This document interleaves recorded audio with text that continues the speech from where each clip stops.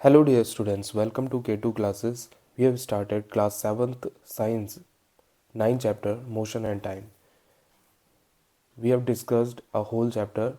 Now we are discussing the second part of the NCERT exercise. 1 to 6 questions we have done before till 6. Now we are discussing in previous 1 to 6 is discussed in previous video. Now we are discussing about 7 to 13 questions. Okay, if you have not seen the 1 to 6 questions, then you can see the in the previous video. Okay, now question number 7 is show the shape of the distance time graph for the motion in the following cases. आपने क्या करना है, show the shape of the distance time graph को आपने क्या करना है, show करना है for the motion in the following cases. ठीक है, आपको कुछ केसेस दिए हैं, उनमें आपने मोशन के अराउंड आपने डिस्टेंस टाइम ग्राफ बनाना है. A car moving with a constant speed. अब एक कार क्या कर रही है, कांस्टेंट स्पीड से मूव कर रही है. ठीक है, कांस्टेंट स्पीड से मूव कर रही है. ठीक है, तो एक ये डिस्टेंस टाइम ग्राफ बनता है. ठीक है, इस पे टाइम बनता है और इधर डिस्टेंस बनती है. ठीक है, डिस्टेंस बनती है, डिस्टेंस. ठीक है, अब इस पे कैसे बनता है, a car moving with a constant speed. अब कांस्टेंट स्पीड पे कैसे बनेगा कि एक टाइम है जो लगातार यहाँ से बढ़ रहा है. देखो, बढ़ेगा तो इधर की तरफ से. ठीक है, ये इधर की तरफ अगर जा रहा है तो बढ़ रहा है.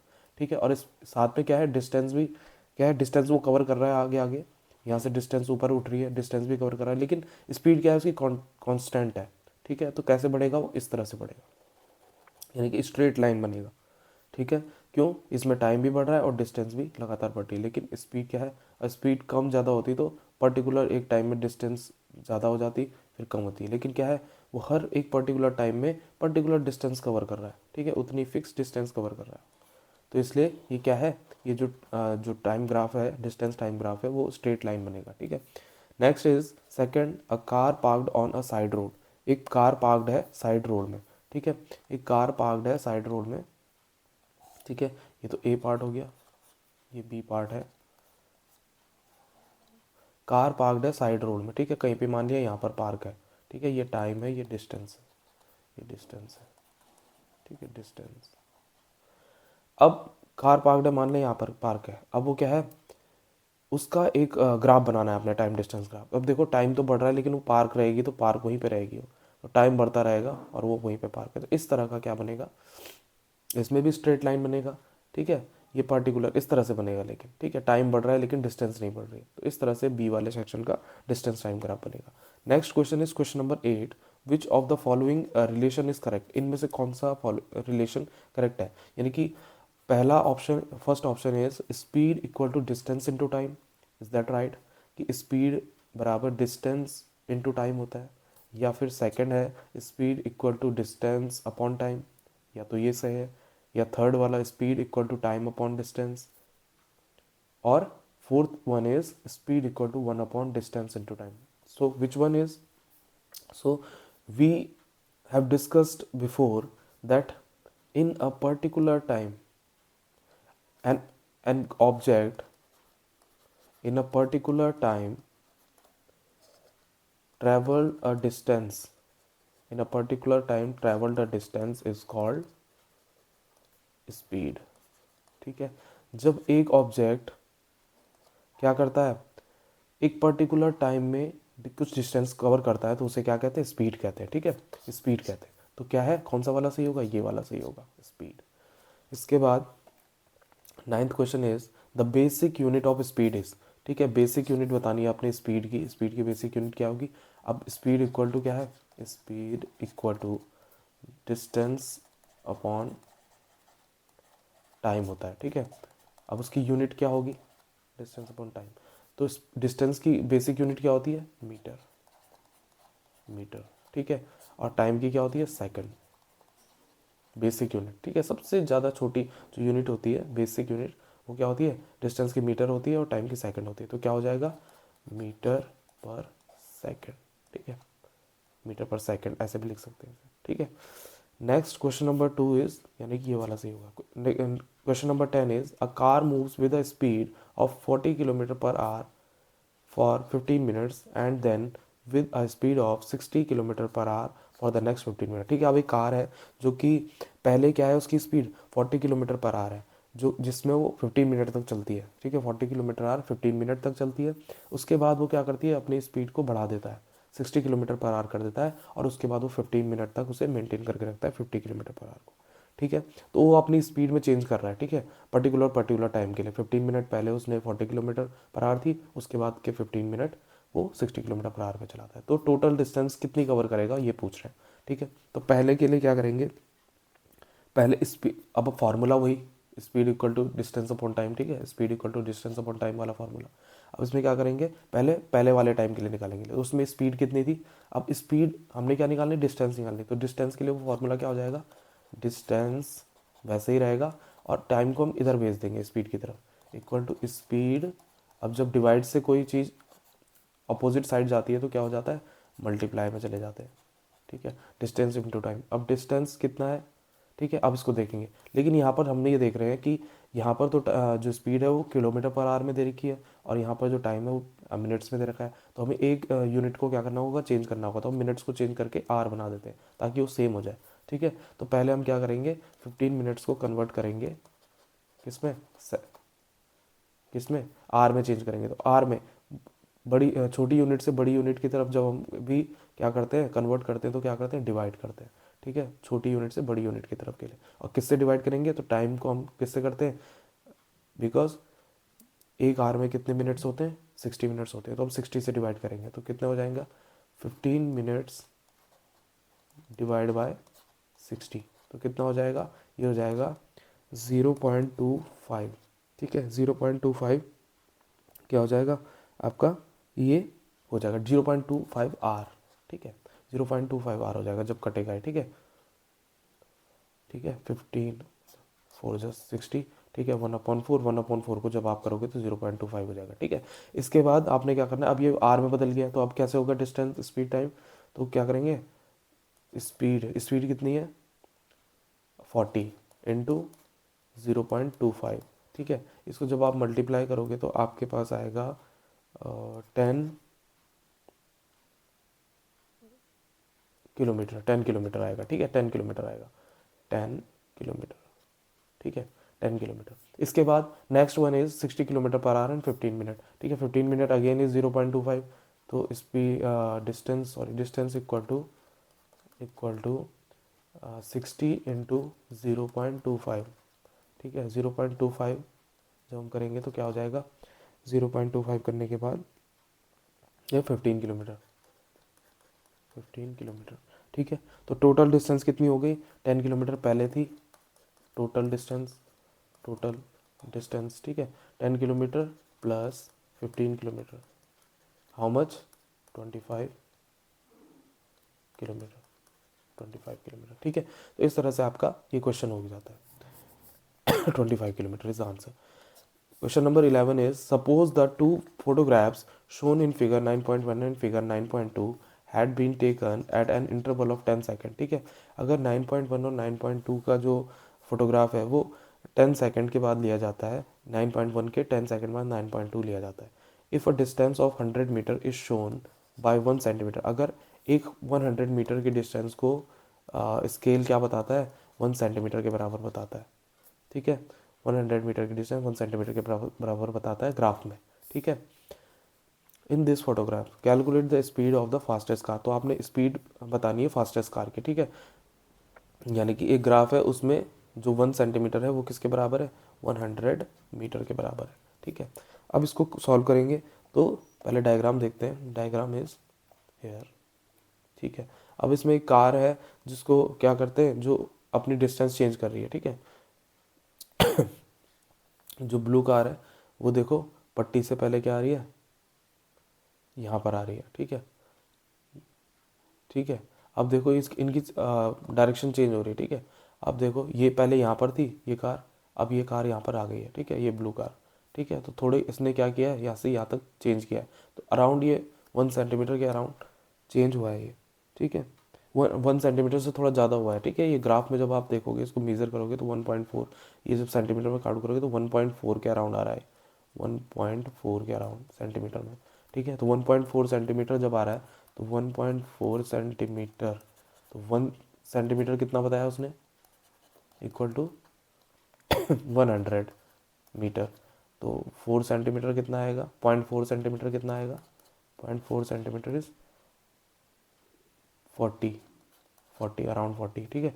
तो ये 40 आएगा, 40 अराउंड 40 नहीं, 40 आएगा, 40 मीटर। तो कितना हो जाएगा, 140 मीटर हो जाएगा, 140 मीटर, ठीक है। 140 मीटर, ये क्या आ गई, डिस्टेंस आ गई जितनी उसने कवर की टाइम में, यहाँ से यहाँ तक पहुँचने में। देखो यहाँ पहुँच गया ना, तो क्या हो गए, 1.4 सेंटीमीटर हो गए, तो यानी कि 140 मीटर उसने कवर कर लिए कितने सेकंड में, 10 सेकंड में, ठीक है। 10 सेकंड आपको बताया था। टाइम इक्वल टू 10 सेकेंड, ठीक है। और डिस्टेंस कितनी हो गई, डिस्टेंस इक्वल टू 140 मीटर, ठीक है। ठीक है, इस तरह से उसने वो निकाल दिए, ठीक है। तो डिस्टेंस कवर्ड कितनी हो गई, तो इसमें फॉर्मूला आप स्पीड निकालनी है, क्या निकालनी है, स्पीड ही निकालनी है। चेक करते हैं, स्पीड निकालनी है। After some which measured, okay, calculate the speed of the blue car, ठीक है। स्पीड निकालनी है, very good. Speed equal to 140 metre up divide by 10 second, ठीक है।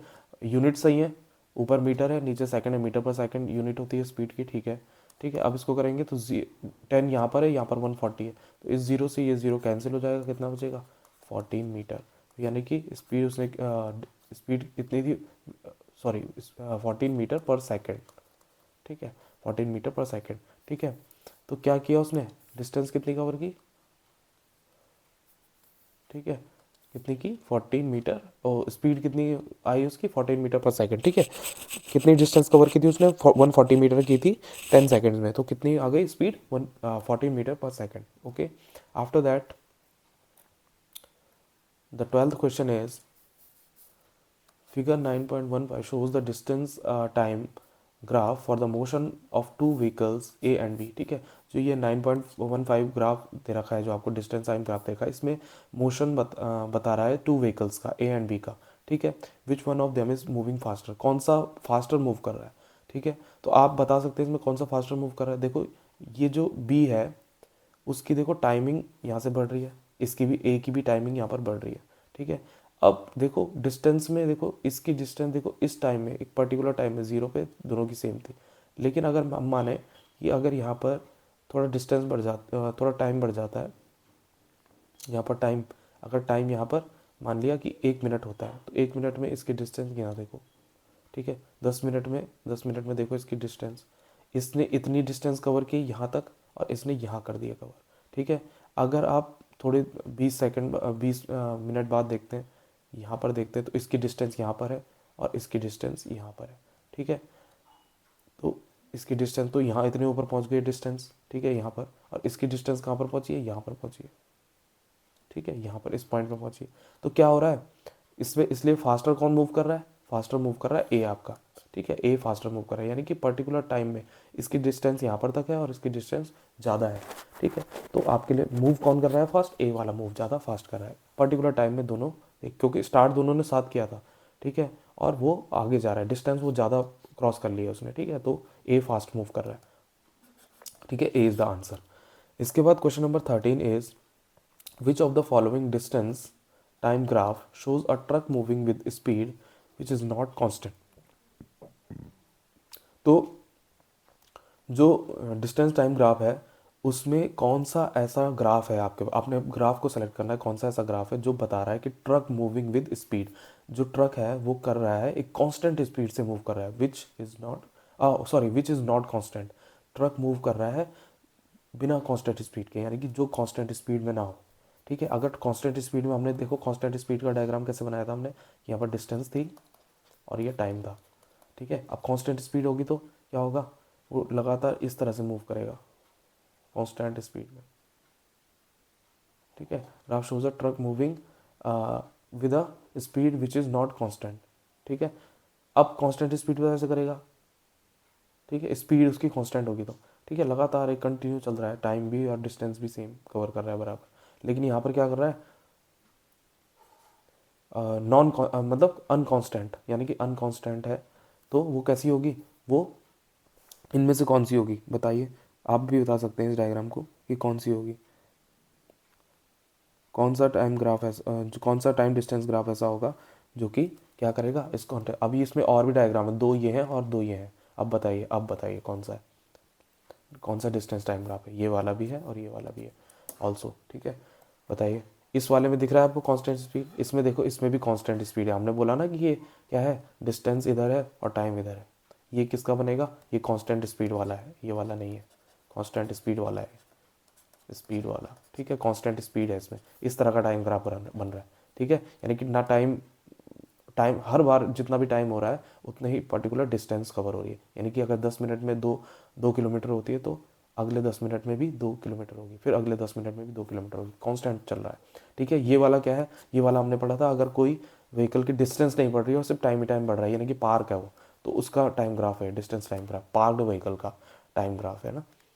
इसके बाद थर्ड वाला है, देखो थर्ड वाले में क्या हो रहा है, थर्ड वाले में देखो टाइम तो बढ़ रहा है लेकिन डिस्टेंस लगातार बढ़ती जा रही है। यानी कि पहले एक इस फेज में चल रही थी सीधे सीधे कि डिस्टेंस भी सेम थी, टाइम भी सेम था, लेकिन धीरे धीरे धीरे धीरे क्या हो गया, डिस्टेंस ज़्यादा बढ़ने लग गई, टाइम्स पर्टिकुलर टाइम में डिस्टेंस ज़्यादा बढ़ने लगी। पहले टाइम में कम थी, फिर उसके बाद बढ़ने लग गई और अचानक से बहुत ज़्यादा बढ़ गई, ठीक है। यहाँ पर स्पीड कितनी, यहाँ पर डिस्टेंस कितनी कवर कर ली उसने, इतनी ज़्यादा, ठीक है। और पर्टिकुलर टाइम में इतनी थी। अगर वो सीधा चल रहा होता तो कांस्टेंट स्पीड से चल रहा होता, लेकिन यहाँ पर क्या है, अचानक से डिस्टेंस उसकी बढ़ गई है। तो may be this is the answer.